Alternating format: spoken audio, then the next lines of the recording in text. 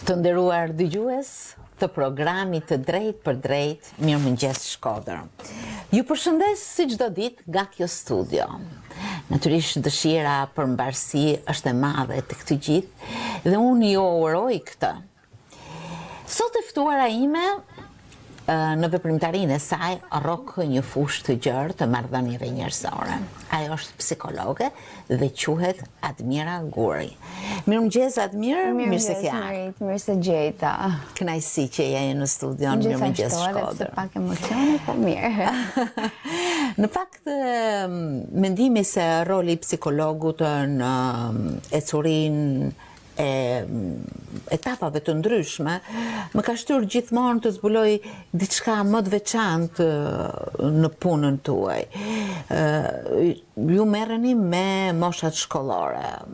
Sa e rëndësishëm është roli i psikologut, pikërisht duke filluar nga këto mosha? Grupmosha me cilën unë punoj është 3 deri në 18.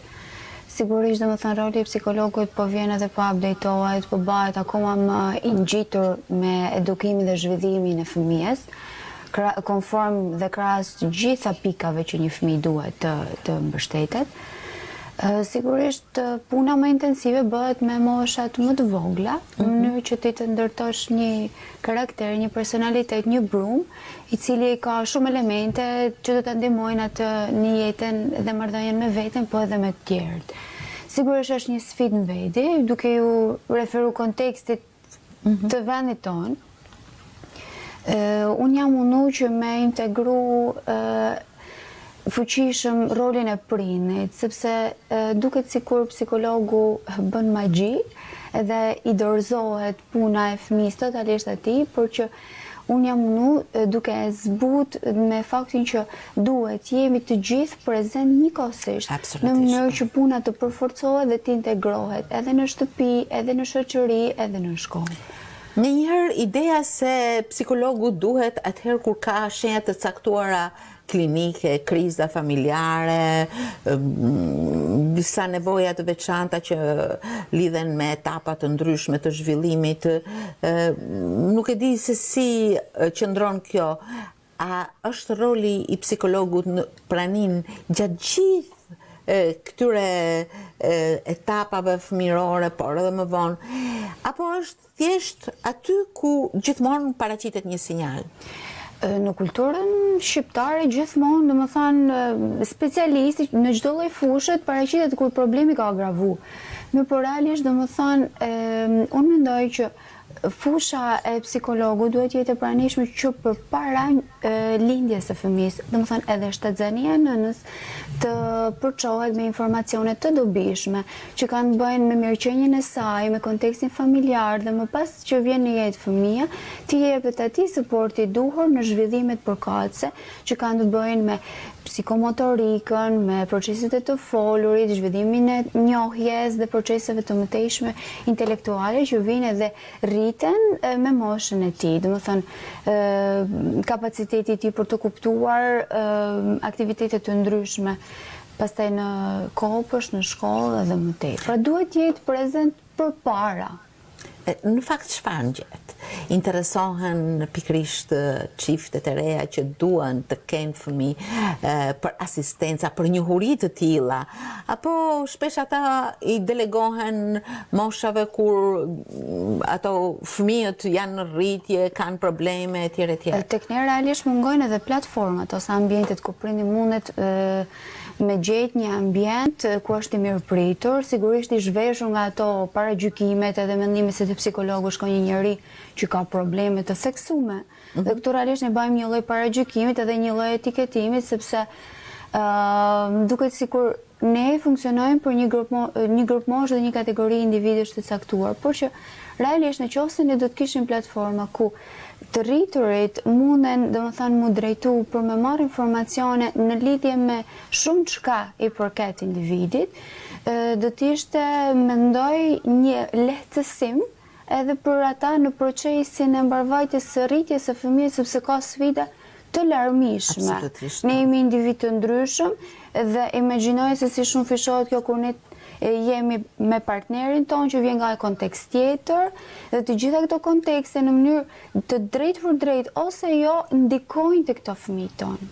Në fakt, cilat janë nevojat më të qëndësishme të një fëmije, duke u trajtuar pikërisht në këtë kënd nga zhvillimi i psikoedukimit të tij? Unë shpeshherë në takime dhe aktivitete që kam zhvillu përpara periudhës së pandemisë me prindërit, i kam vënë theksin pjesës që ta konsiderojnë si një individ, sepse shpesh herë ndodh që në etapa të ndryshme fëmia merr kuptime të ndryshme. Për shembull, në moshën e foshnjërisë, duket sikur ka ardhur në jetë për të përmbushur disa kënaqësitë tona dhe ne konsiderojmë si një, nuk dua të rëndoj me fjalën objekt, po një subjekt që ne domethënë në thonjza e shfrytëzojmë për të marrë kënaqësi. Dhe shpesh herë ne na zbehet ideja që ai kupton edhe ndjen njësoj si ne. Në një kohë më të vonshme, ne shohim ato sinjalet e para për të ecur, për të folur ato fjalët ashtu disi të me rend të çrregull ose të përgjysmuar nga një herë. Të përgjysmuar që ne na pëlqen të përgdhelemi. Të përgdhelemi bashkë me ata duke i folur edhe ne gjysëm. Por i folum gjysëm fjalësh dhe kjo ndodh në kontekstin tonë ndodh shpesh dhe jo gjithmonë, mos më thënë që asnjëherë nuk është e dobishme për fëmin, sepse krijon një konfuzion.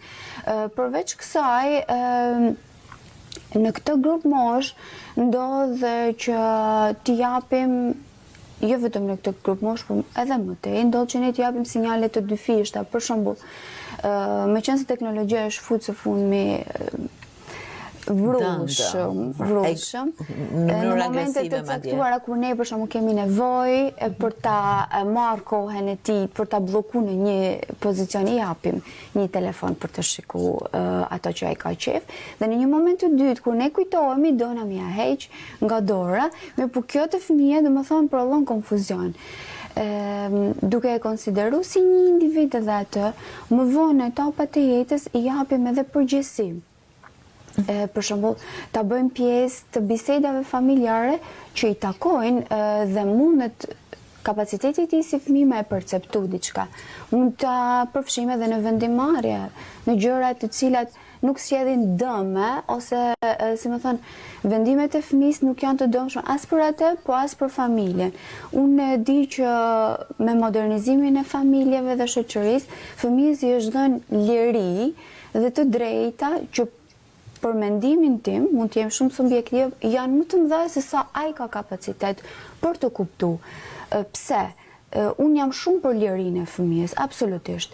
Por nuk duhet harrojmë që ne jemi të rriturit, të cilët i orientojmë dhe i tregojmë cila është pista. Dhe ka një limit me zgjedhjet dhe preferencat që ai mundet me parashtru.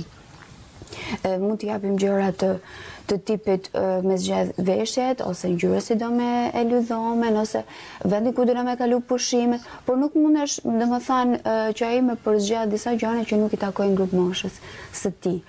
Ose nesh rëndomtas, bisedat të cilat nuk i takojnë rëndësisë së fëmijës pas mirëqenies tij emocionale dhe mendore, bëjmë biseda të cilat e ngarkojnë emocionalisht dhe konceptualisht, sepse ai ka informacion më shumë se sa ka skema perceptive. Në raport me të gjitha këto çfarë ju thatë, duke u shtrirë në etapa të ndryshme të jetës dhe zhvillimit të tij si individ, unë mendoj se njohja e karakteristikave të secilit subjekt përbën një pikë shumë të rëndësishme të punës me fëmijën, me individin që formohet, apo jo? Sigurisht, unë çdo herë që kam aktivitete me fëmijët, të çdo lloj moshet, ju theksoj dhe ritheksoj që ju jeni të veçantë edhe të ndryshëm për njëri tjetrit, sepse nga këtu nga ky lloj informacionit ata mund të kuptojnë shumë çka.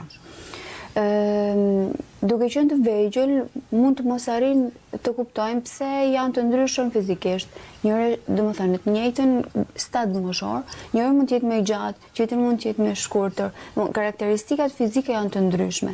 Dhe meqense ne jemi shoqni e cila i theksoj më shumë tipareve të jashtme, duke sikur këtu gjithçka merr rëndësi dhe krijohet një lloj po them një lloj imazhi që është produkt special dhe duhet të gjithë të drejtohemi atij modelit. Duke u marrë me pjesën e të qenit unik, unë e theksoj faktin që ne vijmë nga familje të ndryshme, ne kemi tipare të ndryshme, ne mendojmë ndryshe, ne flasim ndryshe dhe këtu nuk ka asgjë të gabuar. Sigurisht unë vej vetëm një kriter të përbashkët që duhet të respektojmë njëri tjetrin me çdo kusht. Kriteret të njëjta sigurisht nuk prodhojnë reakcione të njëjta. Absolutisht. Dhe këtë duhet ta mirëpresim.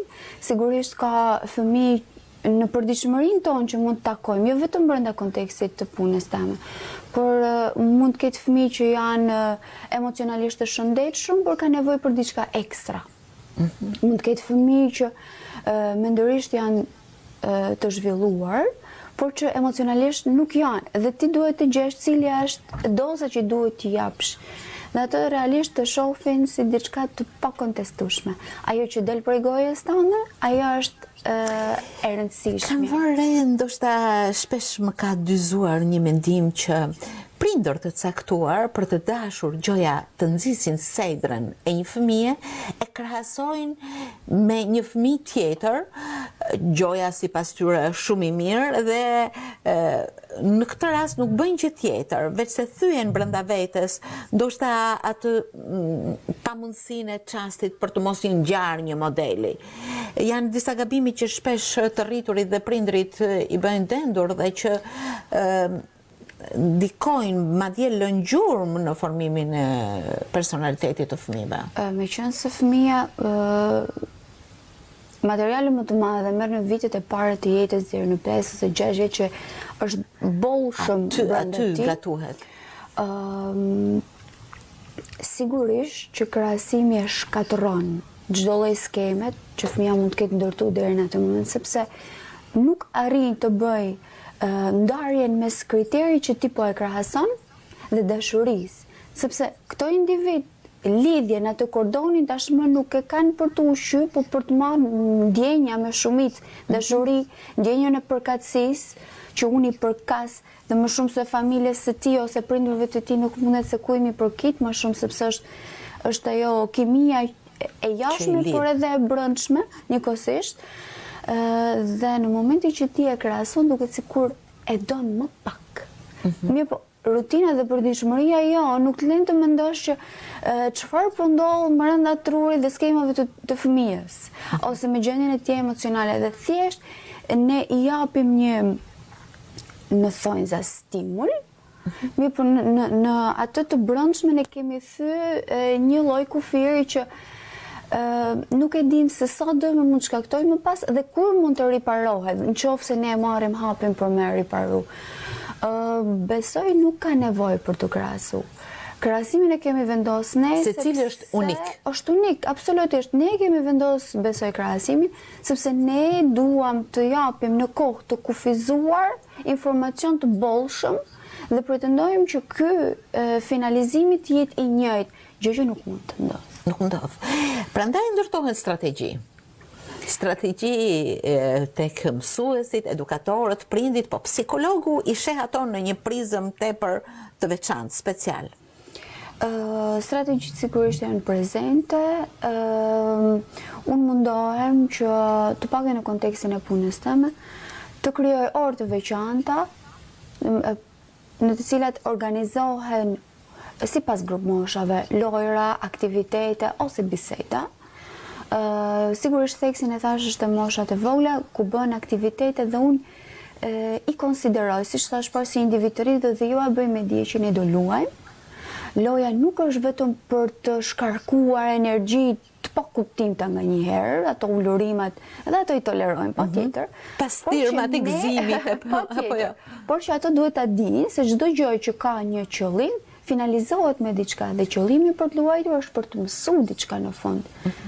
Duhet ketë një mesazh Dhe unë rri koherencë duke jo kujtu sepse ato dojnë përsëritje të vazhdueshme. Dhe gjithmonë kur futem në klasë, madje unë edhe marr shumë humor për tyre sepse i them cili është rregulli 1 dhe nuk i ngarkoj më shumë një rregull dhe që me respektojnë njëri tjetrin. Që kjo përkthehet duke mos e cënu asnjënin sepse kanë ndoshta tendenca për të lëshu fjalën ose gjeste, por që brenda strategjisë duhet sigurisht edhe vetë përmbajtja jonë për të reaguar fuqishëm. Dhe në fakt janë hapa shumë të rëndësishëm në një moshë të vogël. Ata hedhin themelet. Edhe një bim nëse drejtohet mirë që në fillim ajo merr shtatlartësinë e duhur, hapësirën e duhur, rritjen e duhur, drejtimin e duhur. Prandaj është shumë e rëndësishme të punosh me këto mosha të vogla. Admir, projekti juaj më i fundit është Ada's Home. Çfarë është ky projekt? Po sigurisht, do më thonë unë besoj që secili në vendin e vetë, në shoqërinë e vetë, është një pjesë puzzle që duhet plotësojnë diçka. Unë e lidhi formimin tem me përkthimin e të qenit të dobishëm. Sigurisht e kam studiu shoqërinë tonë në një këndvështrim pak komod, dhe kam pasur cila është ajo hallë që mungon realisht tani. Sigurisht formimi psikologut është i atill që mund të adaptohet dhe përfshihet në disa degëzime. Përgëzoj çdo koleg që merret sigurisht me fëmijë që kanë aftësi ndryshe, me terapi të ndryshme. Unë kam dashur që të mbështillem tek psikoedukimi. Mendoj është një fazë shumë e rëndësishme që të paraprihet me informacione tek prindërit, siç e thash edhe më përpara, por edhe të punosh me fëmijë duke integru çdo hallk të funksionimit të tyre, që do të thotë se jo vetëm fëmia të ngarkohet me informacione që sigurisht janë të dobishme, por që këto informacione të arrijnë të bëhen dhe të përkthehen si të dobishme për jetën e tij. Pra ka një synim. Të bëhen shumë të zakonshme. Për t'i ngarkuar, sepse duhet kajherë se kur fëmijët mësojnë për hatër të mamit edhe të babit, ose për hatër të mësueses, me që u lodh, të marrë edhe unë një notë mirë që t'i them që e kisha mendën. Domethënë, duke për jashtë shumë e ftohtë. Unë kam dashur me hyj pak më shumë në thellësitë kësaj, që realisht domethënë një fëmijë e mësoj ABC-n, e mësoj 1, 2, 3, din me ba problematika më të thelluara, më të zgjeruara, por a e din ai se çfarë i shërben këto në jetën e vet? Dhe a është emocionalisht gati për me mësu këto gjëra? Ka ditë kur ato mund të jenë shumë të frymëzuar, siç ndodhet edhe me ne. Ka ditë që nuk kanë dëshirë për me mësu, jo se duhet të stopojmë dhe t'i lajmë të lirë, siç thash edhe përpara. Liria ka një kuptim. Dhe unë kam menduar që ato vështirësi që paraqiten gjatë rrugtimit të updatetohen përmes lojës.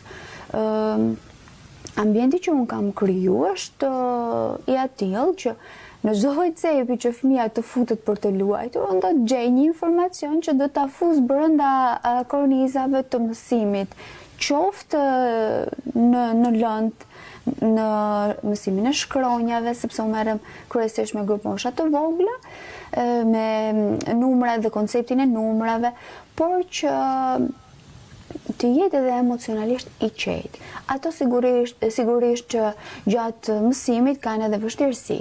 Dhe këto vështirësi janë sfida të natyrshme që ne nuk duhet as t'i zmadhojmë, si kur fëmija po dështon sepse nuk po kupton shumë mirë këtë proces, por as të asgjësojmë duke e neglizhuar se ka kohë për të mësuar.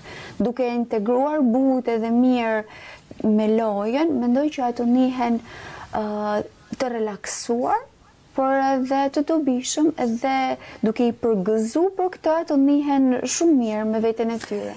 Nëse e kuptoj, detyrimi të gëlltitet si një karamele këndshme gjatë lojës dhe ditës dhe të bëhet një veshje e bukur pastaj për ditët e më pasme. Sigurisht, domethënë, unë nuk e përjashtoj që fëmijët kanë detyrime, absolutisht, por derisa janë individ që i përkasin një kontekst. Kur fillon shkolla, fillon detyrimi. Patjetër.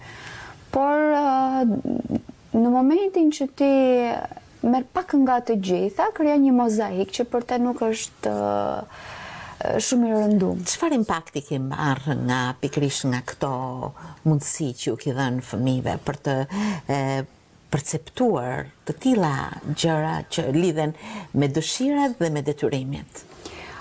Pa dyshim, nuk është rasti që unë kam zgjatë punoj me fëmijë, sepse për mu janë energji, dashuri, një mënyrë unë e kam kuptu kështu, për me rilin disa herë, sepse tek ato ti shëmbëllesh ndryshe, sigurisht edhe kur merret feedback-un se kush je ti për ta, shumë thelbësore. Në momentin që ti sheh fëmijë që e vuajnë vështirësinë për me kuptu diçka, ndes gjithë motorat e mundshëm që ti ja rikthesh buzëqeshjen. Dhe më ndodh që tashmë leximi për shembull tek këto fillestarët nuk është një angari, por është e miksuar me një dëshirë që unë bëj diçka më shumë. Unë arrit të bëj diçka më shumë. Në fakt, në një vështrim të përgjithshëm, gjejmë fëmijë të përparuar shumë, fëmijë që lexojnë që 4-5 vjeç, fëmijë që kanë sfida me përqendrimin, janë shumë aktiv, fëmijë që dëshirojnë shumë të përthithin, të tjerë që janë më social dhe pak a shumë vëmendjen tek një përqendrim nuk e kanë primare. Të gjitha këto janë pjesë e karakteristikave. Por ndërkohë në një mjedis më të gjerë, fëmijët jetojnë në një botë virtuale. Fëmijët jetojnë në një botë ku prindrit shpesh kanë orare të zgjatura pune dhe prindërimi u është deleguar të tjerëve, gjyshrit, dikush tjetër që kujdeset për gjatë ditës. Si ndikojnë pikërisht këto tendenca në një ecuri të mirë, sepse fëmia do ngrohtësi nga të gjitha anët, apo jo? Do në marrëdhënie. Sfida e teknologjisë na ka marrë me vete, na ka përfshi, na ka marrë me vete, nuk na ka pyet realisht. Dhe ne jena përballë shumë shpesh me ndryshime tepër dinamike, të cilat janë më të mëdha se sa ne. Për shembull, koha e paktë e takimit të fëmijës me prindërit për arsye që nuk i fajsoj absolutisht, sepse vetë konteksti shoqëror të imponon nga një herë që ti të duhesh të kujdesesh për nevojat më bazike, siç janë ushqimi, venstrimi, ti duhet me do e mos të punosh, sepse të gjitha këto nuk vinë gratis. Dhe unë i përgëzoj prindë sigurisht për këtë gjë. Mirë po, në tërë atë ditën duhet të gjehen pak minuta, me do e mos, që t'ja kushtosh fëmijën. Për hatur të ngarkesës, shpesh dhe më thënë këto mbështetja në procesin mësimor të fëmijës i delegohet, si që dhe ti, kurseve ekstra, gjërave ekstra jashtë të procesin mësimor, në mënyrë që fëmija të marrin, si më thënë, ato zhvillimin e tij dhe të mos mbetet pas. Dhe prindi e bën me komoditetin më të madh këtë, sepse punon për t'ja mundësuar. Por që ndoshta unë e theksoj shpesh me prind që sikur edhe 15 minuta, vetëm të qëndroni bashk, mos u angazho me aktivitetin, në qoftë se dita jote ka qenë aq e ngarkuar sa ti mos i përgjigjesh ndoshta me një aktivitet ose nuk ke mundësi të shkosh diku, po të qëndruarit dhe të biseduarit i tregon që ti je prezent, sepse nëse ne bëhemi prezent kur ata janë të vegjël, ata do të jenë mirënjohëse para punës për gjithçka që është bërë, ndoshta dhe jo në mënyrë direkte të shprehur, po edhe indirekte, por që nesër do të kërkojnë përsëri të bëhesh prezent, sepse koncepti jon është që ti je prezent tek fëmia në adoleshencë, kur është risku më i madh që ai të ketë dinamika dhe vrullin e tij për të marrë drejtime shpesh herë që nuk i shkojnë për shtat. Por ai duhet të ndjej prezent që të bëj prezent. Po, Shumë e rëndësishme. Të qëndrojmë përsëri tek Ada's Home, te ky projekt i dashur i yti, i cili të ka rrëmbyer me dashurinë e marrëdhënieve njerëzore. Dhe aty ku, siç thatë dhe ju pak më herët, qëndroi fort në psikoedukimin e fëmijëve, përpara se një kundrapesh tjetër të bëhet prezente, siç janë dukuritë negative dhe që në një sens apo në një tjetër do mundohesh me një luftë shumë të madhe për t'i luftuar. Është më mirë ta parandalosh diçka, të shtrosh butë, ëmbël, ngrohtë, gradualisht hapa që lidhen me ecurinë e fëmijës. Çfarë treguesish po të jep Ada's Home pikërisht në këtë aspekt? Siç e thash përpara, psikoedukimi nuk është vetëm për fëmijët, është edhe për të rriturit, në mënyrë që në qoftë se ata kanë vështirësi për të kuptuar ose për të menaxhuar diçka, unë mundohem që her pas here të hedh video shumë të shkurta me informacione të cilat nuk të lodhin. Kjo është ideja, nuk të lodhin duke të ngarkuar dhe duke dhënë edhe shpeshherë mund të ketë edhe kundër efektin që të ndjehesh inferior, sikur ti nuk kupton, nuk di dhe nuk mundesh, dhe shpeshherë mund ta dëmtosh edhe të rriturin, duke dashur të ndihmosh shpeshherë dhe mund dëmtosh. Është një sens shumë artistik shpirtëror. Absolutisht. Kam zgjedhur dy sekretet vogla, fjalorin, nuk e ngarkoj shumë.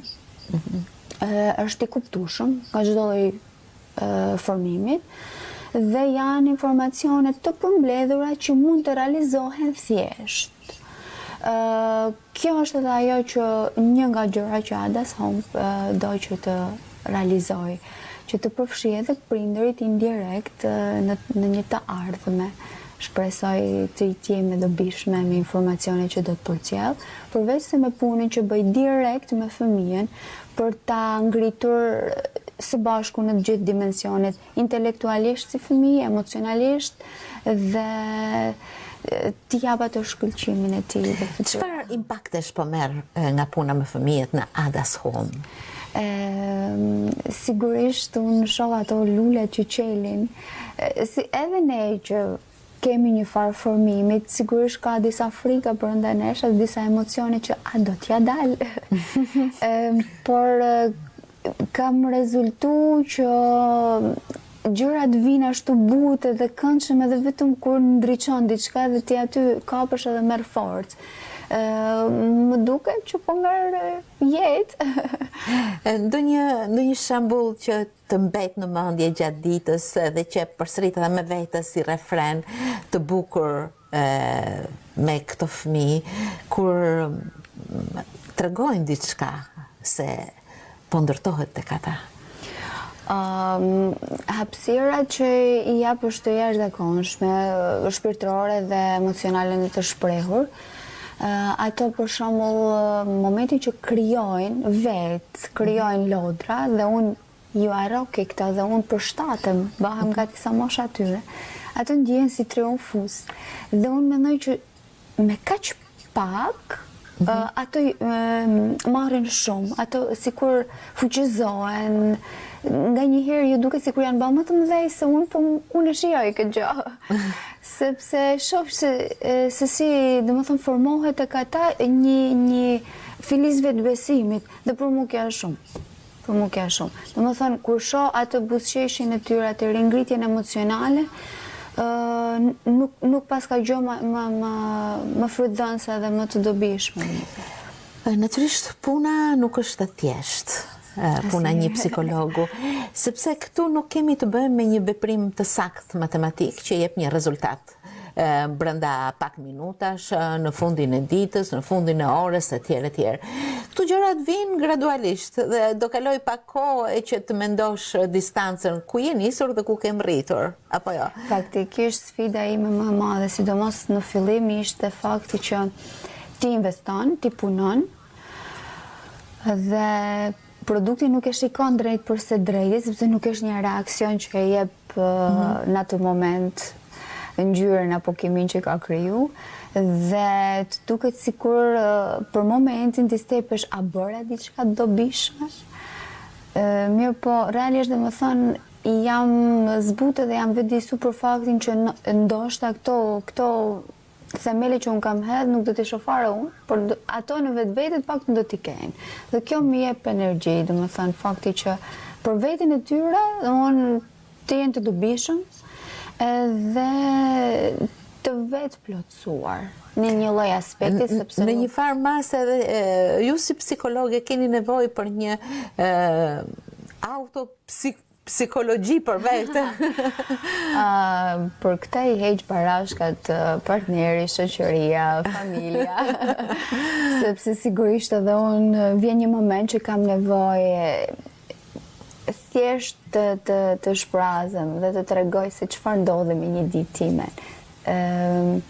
Edhe ne kemi nevojë, Merin, por shpresojmë të krijohen strukturat e tilla ku të na lejohet edhe ne të shprehemi, sepse nganjëherë mjafton vetëm fakti që ti të shprehesh për të shkarkuar. Ideja që po dëgjohesh të mjafton dhe jo zgjidhja vetë, sepse zgjidhja duhet burojnë nga brenda teje. Kjo është edhe një pikë ku unë kam dëshirë në të ardhmen të investoj duke bashkangjit të Kadas Home edhe të prindrit ose të rriturit në biseda të cilat tentojnë të japin informacione, gjithashtu edhe mundësinë që ata të shkarkojnë dhe të mund të shprehen, të kenë një vend ku mund të dëgjohen. Sa mirë. Kemi shumë nevojë për të tilla komunikime, për të tilla shkëmbime të mendimeve, ideve, problemeve, zgjidhjeve. Patjetër. Shpesh herë ndodh që ne konsumojmë veten brenda ambienteve të kafeneve ose duke ngarkuar të tjerë që përveç se nuk na japin zgjidhje, nuk na japin as ndjesinë që po dëgjohen. Përveç kësaj kanë devijuar duke e maskuar problematikën me një lloj lustre ose perfeksioni që janë edhe të ekspozuar në rrjetet sociale, që unë ndjej si diçka jo të mirë. Marrëdhënia drejt për drejt, apo jo, është tepër efikase, do të thoya. Absolutisht, të ndjesh që ke një njeri që po të dëgjon realisht, por edhe të lëviz qepallat e syve, të percepton me të gjithë. Është fakti, domethënë që mund të ndjehesh gjallë, por edhe të mund të thush pa frikë, pa drojtje, pa barierë që unë kam një problem në X gjë. Dhe kjo të mos lustrohet dhe të hidhet si një story e bukur, si një foto me filtra, që të jep ndjesinë që ti je perfekt, e lumtur ose i lumtur dhe diçka aty pas vellon e hipokrizisë gjithmonë dritarja virtuale. Nuk e shoh si një sfidë shoqërore të tipit që të konkurrojmë kush është më mirë se kush, por e shoh me syrin tim që ka problematika të mëdha.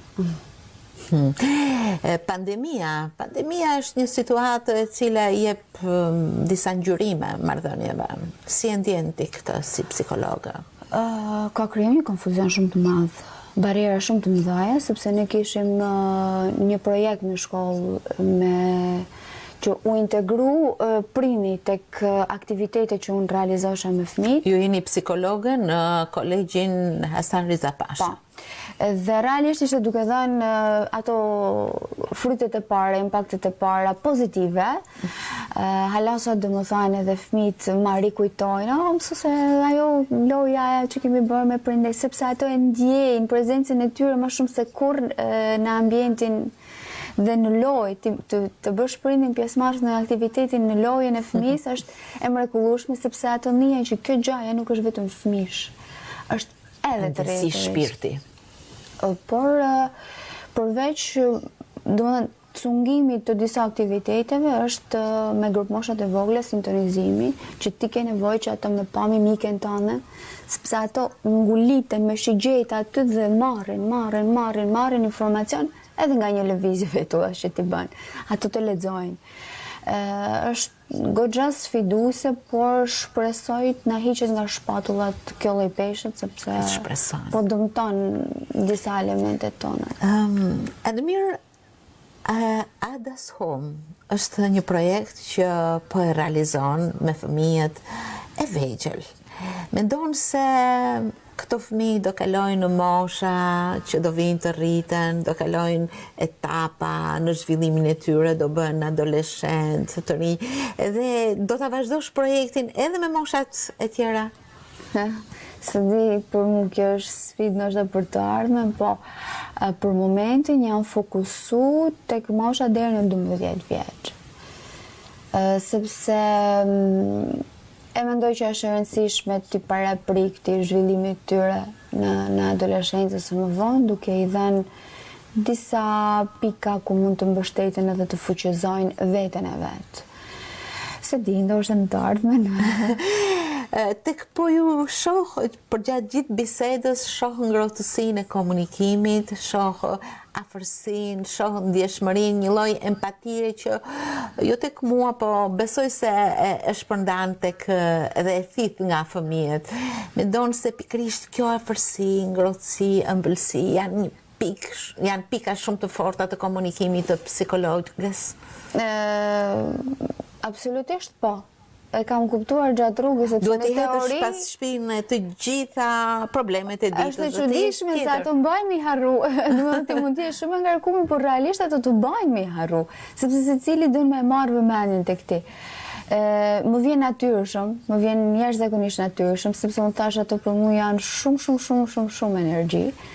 Dhe ajo pika më e bukur e dikush është momenti kur ato tentojnë me të vizatu, me të imitu, më dërgojnë letra, kartolina, pafundësisht, dhe realisht e di që brenda gjurmës së tyre është një skem, një pjesë e vogël që mban emrin tim. Sa bukur. Ishte shumë kënaqësi atë mirë që të kisha sot në studio një psikologe drejt për drejt në ndjesitë e saj për punën, për fëmijët, por jo vetëm, për shoqërinë mbase, sepse pikërisht këto qeliza dhe njerëz që formohen në këtë shoqëri do të jenë nesër potenciale të rëndësishme të zhvillimit. Është një frazë e lezetshme që unë përdori me një grup moshë dhe i them diçka, bëno të mirë, nesër do t'ju marr për vajzën. Edhe ato që ishin se nuk arrin me e kuptoj 100%, por që realisht domethënë janë projektimi të ardhmes tonë. Ju falenderoj shumë. Edhe unë falenderoj. Uroj që Ada's Home të ketë hapa të suksesshëm, të bukur, ndjeshmëri të bukura që hedhin gjurmë, që lënë gjurmë dhe hedhin hapa të një pasnjëshëm në formimin e fëmijëve. Faleminderit edhe ty. Faleminderit.